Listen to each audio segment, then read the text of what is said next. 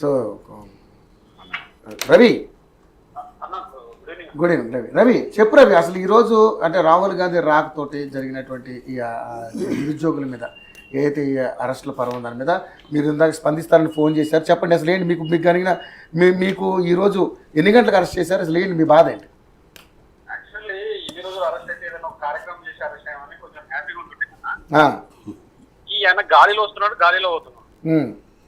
గాలిలో చేస్తున్నాడు అంటే శంషాబాద్కి వస్తున్నాడు, శంషాబాద్ నుంచి అనంతగిరి దగ్గర కూడా మళ్ళీ హెలికాప్టర్ అరేంజ్ చేస్తూ హెలికాప్టర్లో వస్తున్నాడు, హెలికాప్టర్ లో వెళ్ళిపోతున్నాడు. అటువంటి గాలిలో వచ్చి గాలిలో పోయేదానికి మాకు వికారాబాద్ కు దాదాపు 150 కిలోమీటర్ల దూరంలో ఉన్నాం మేము. అటువంటిది రాహుల్ గాంధీ వస్తే మమ్మల్ని ఎందుకు అరెస్ట్ చేస్తారు? అది కూడా ఒక దొంగల్లాగా అసలు ఒక రౌడీ లెక్క ఉదయం 3:30కు రూమ్ దగ్గరకు వచ్చి మా టపటపట కొట్టి కింది నుండి పైన వరకు అన్ని రూమ్లు డిస్టర్బ్ చేసి బలవంతంగా ఈడ్చుకెళ్తే ఇదేం ప్రజాస్వామ్యము? ఇది ఈ కాంగ్రెస్ ప్రభుత్వం ఏమి అసలు నాకు అర్థం కావట్లేదు ఫస్ట్ ఆఫ్ ఆల్. ఇంకా రెండవది, నిజంగా వీరు 70,000 ఉద్యోగాలు ముఖ్యమంత్రి గారు కానీ ఇంత మంత్రివర్గం కానీ 70,000 ఉద్యోగాలు ఇచ్చామంటే మరి ఇంత భయం ఎందుకు వీళ్ళకి? ఒకరిని ఇద్దరిని కాకుండా ప్రతి స్టేషన్ లో 100 మందిని ఇక్కడ కాకుండా ఎక్కడనో నల్గొండలో ఉన్న వాళ్ళని అరెస్ట్ చేయడం, అది లేకపోతే ఎక్కడో కోదాడలో ఉన్న వాళ్ళని అరెస్ట్ చేయడం, రాష్ట్ర వ్యాప్తంగా రాష్ట్ర వ్యాప్తంగా అరెస్ట్ చేయడం ఎందుకో నాకు అర్థం కాలేదు. ఇప్పటి వరకు కూడా మాకు అర్థం కాలేదు ఏంటంటే ఎందుకు అరెస్ట్ చేస్తున్నారో మాకు అర్థం కాలేదు. మీరే చెప్తున్నారు 70,000 ఉద్యోగాలు ఇస్తున్నారని. మేము ఒకవేళ సన్మానం చేస్తుంటే మీరు 70,000 ఉద్యోగాలు ఇచ్చిన మమ్మల్ని రాహుల్ గాంధీ దగ్గర తీసుకెళ్తే ఇప్పటి వరకు వీళ్ళు ఇచ్చిన ఉద్యోగాలు 11,114 మాత్రమే, 16 మాత్రమే. మిగతా 1,88,864 జాబులు మాకు ఇంకా బాకీ ఉన్నారు. వాటికై మేము ఉద్యమిస్తూనే ఉంటాము. కానీ అందులో భాగంగానే మేము రాహుల్ గాంధీని అడ్డుకుంటామని మేము ఎక్కడ కూడా చెప్పలేదు, ఎవరు కూడా మేము చెప్పలేదు. మేము ఎక్కడైనా ప్రెస్ స్టేట్మెంట్ ఇవ్వలేదు. ప్రెస్ స్టేట్మెంట్ ఏంది? ఇంత దారుణంగా అరెస్ట్ చేయడం ఎందుకు? మరి అది కూడా అమ్మాయిల రూమ్ల దగ్గరికి వెళ్ళి అరెస్ట్ చేయడం ఏంటో నాకు అర్థం కావట్లేదు.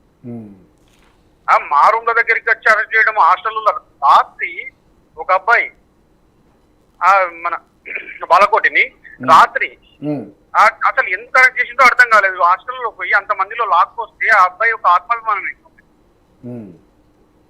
ఈ రకంగా అడుగడుగున కూడా నిరుద్యోగుల పైన మీరు వేసిన 11,000 ఉద్యోగాలు 70,000 ఇచ్చిన మన అబద్ధాలు చెప్తూ, నేను ఆ రోజు కూడా మీ అందరూ మీ వేదికనే ఏఐటీ వేదికగా ఒక సవాలు విస్తున్నాను కాంగ్రెస్ నాయకులకు. ఆ రోజు డిబేట్ లో పాల్గొన్న వాళ్ళు నిజంగా 70,000 ఉద్యోగాలు ఇస్తే ఆ పత్రం పట్టుకుని అశోక్నాథ్ చౌరస్తాకి రండి, మీరు ఎక్కడైతే లైబ్రరీకి వచ్చింది కదా ఆ లైబ్రరీకి రండి, ఛాయ తాగకుండా మాట్లాడదామని చెప్పినాం.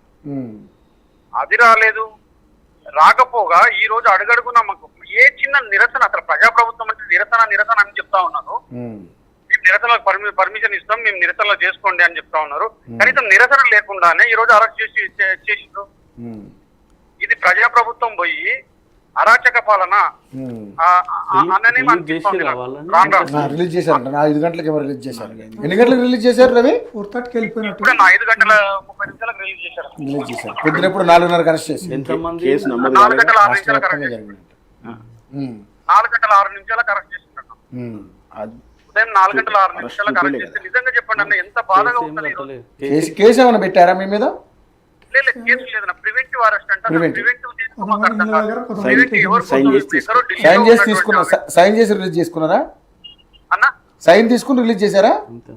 టైం తీసుకుని అంటే సైన్ తీసుకున్నారా? సంతకం తీసుకున్నారా? సిగ్నేచర్ తీసుకున్నారన్న.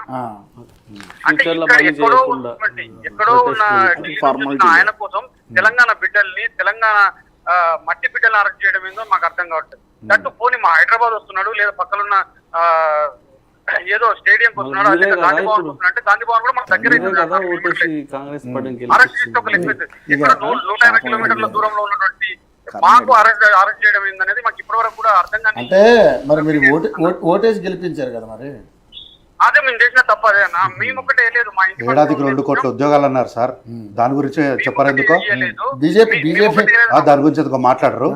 12 ఏళ్ళు అవుతుంది ప్రభుత్వం వచ్చి, రెండేళ్ల ప్రభుత్వాన్ని మాట్లాడతారు, 12 ఏళ్ల ప్రభుత్వాన్ని అడగరా? మరి 12 ఏళ్ళు అయితే కూడా వాళ్ళు మా దగ్గరికి రాలేదు, మా దగ్గరికి ఎప్పుడు రాలేదు. మీరు ఏ 2 కోట్ల ఉద్యోగాలు చెప్పలేదా? భారతదేశంలో లేడా ఆయన? వేరే దేశంలో ఏమన్నా ఉన్నాడా? 2 లక్షల ఉద్యోగాలు 2 కోట్ల ఉద్యోగాలు అని చెప్పినప్పుడు ఏడిపోయింది ఆయన. ఏమంటున్నాడు? మా దగ్గరికి వచ్చి హామీ ఇవ్వలేదు, రాహుల్ గాంధీ గారు మా దగ్గరికి వచ్చి హామీ ఇచ్చారు అంటున్నారు. అంటే ఈ 2 కోట్ల ఉద్యోగాలు ఆయనకు అవసరం లేదు, ఆయన ఏం అడగాడు. రేపు సెంట్రల్ దానికి ఏం అవసరం లేదు. ఆ 2 ఉద్యోగాలు కూడా కొడితే మీరు తప్పకుండా 2 లక్షల ఉద్యోగాలు ఇస్తాం, అది కూడా సంవత్సరంలో ఇస్తాం అని చెప్పింది మీరు కాదా? మా దగ్గరికి లైబ్రరీ దగ్గర మీరు కాదా? చెప్తే ఇంకా అయిపోయింది సార్, ఆయన ప్రశ్న అయిపోయింది, డీటెయిల్ గా చెప్తా, వదిలేసేయండి. అన్న ఈ సవాల్ అట్లనే పెట్టుకో, లైన్ లోనే ఉండమనండి ఆయనని, ఆయన లైన్ లోనే ఉండమనండి. ఇంకా ఉద్యోగాలు మేము ఇస్తాము అనలేదు అని చెప్పండి. ఇచ్చిన ఉద్యోగాల లెక్క చెప్తే లైన్ లో ఉండమనండి. రాహుల్ గాంధీ గారు వచ్చిండ్రు, మా దగ్గరికి రాలేదని చెప్పండి. మీ ప్రియాంక గాంధీ గారు రాహుల్ గాంధీ గారు అక్కడికి రాలేదని, ఇది చిక్కడపల్లి లైబ్రరీకి రాలేదని కాంగ్రెస్ పార్టీ వాళ్ళు ఎవరు అనలేదే. మరి మీరు వచ్చారు కాబట్టి మిమ్మల్ని అడుగుతున్నాం మేము. వాళ్ళు వచ్చారు, వీళ్ళు వచ్చారు కాదు, ముందు మీరు వేయలేదు, మీ లోపం ఏమిటి, ఎందుకు వేయలేదని దాని గురించి మాట్లాడడం. కానీ గతం జరిగింది, ఇంకో గతం జరిగింది, 10 ఏళ్ళ నుండి జరిగింది, గతం ఏం లేదు, 2023 నుంచి చెప్తే లైన్ ఉండమని సార్. మీరెందుకు వేయలేదు? మేము వేసినా చెప్తాం. ఇక అయిపోతూ ఉంది, ఇప్పటి వరకు కేవలం 11,000 వేసినాం, అది కూడా 5,800. ఆ మాట కట్టుబడి ఉన్నాడే మాట, కానీ 11,000కు ఎక్కువ నెంబర్ చూపిస్తే ఆయన జీవితంలో మళ్ళీ నేను ప్రభుత్వ ఉద్యోగం రాయనని డాక్యుమెంట్ ఇవ్వాలి నాకు. కాదు, ఇప్పుడు 11,000 అని మీరు అంటున్నారు, ఇంకా అంతకంటే ఎక్కువ ఉద్యోగాలు ఇస్తే ఏంటి పరిస్థితి అనేది ఇప్పుడు కాంగ్రెస్ పార్టీ సవాల్ చేస్తా ఉన్నారు. ఆ రోజు కూడా సవాల్ విసురుతున్నా, 11,000 ఉద్యోగాలు మాత్రమే వేసిండ్రు. అంతకు మించి ఉంటే నువ్వు జీవితంలో ప్రభుత్వ ఉద్యోగానికి రానని రాసిస్తావా? ప్రభుత్వం వచ్చిన తర్వాత ఇలా నోటిఫికేషన్ 11,144 ఉద్యోగాలు మాత్రమే వేసిండ్రు. సరే పోనీ, నువ్వు చెప్పిన నంబర్ కన్నా ఎక్కువ చెప్తాను నేను, ఎక్కువ చూపిస్తా, లెక్కలు చూపిస్తా. ఆయన జీవితంలో ప్రభుత్వ ఉద్యోగానికి రానని రాసి అఫిడవిట్ ఇవ్వాలి, notary రాసిస్తాడా?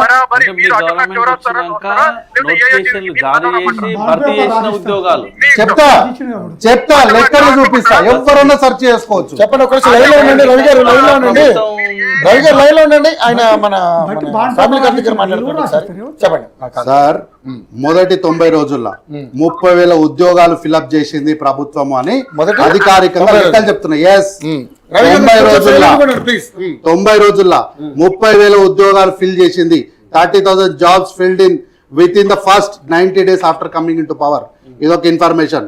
Around 55,000 jobs filled within about 1 year 2024 to 25 period. ఎవరైనా సెర్చ్ చేసుకోవచ్చు. తర్వాత గ్రూప్ 1 ఉద్యోగాలు సార్, గ్రూప్ 2 ఎక్కడైనా సెర్చ్ చేసుకోవచ్చు. ఓపెన్ గూగుల్లో సెర్చ్ చేసుకోవచ్చు. మీరు ఏడైనా సెర్చ్ చేసుకోవచ్చు.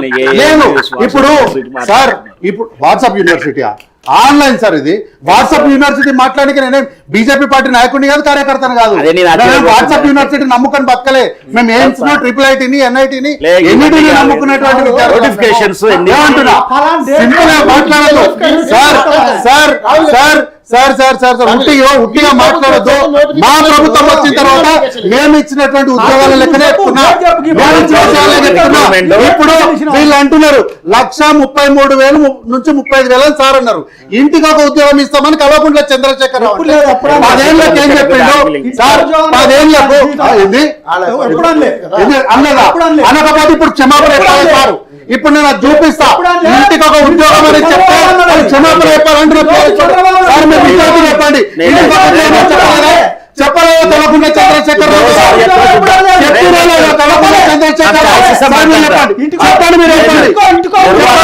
నిర్వాసితుల గురించి చెప్పిన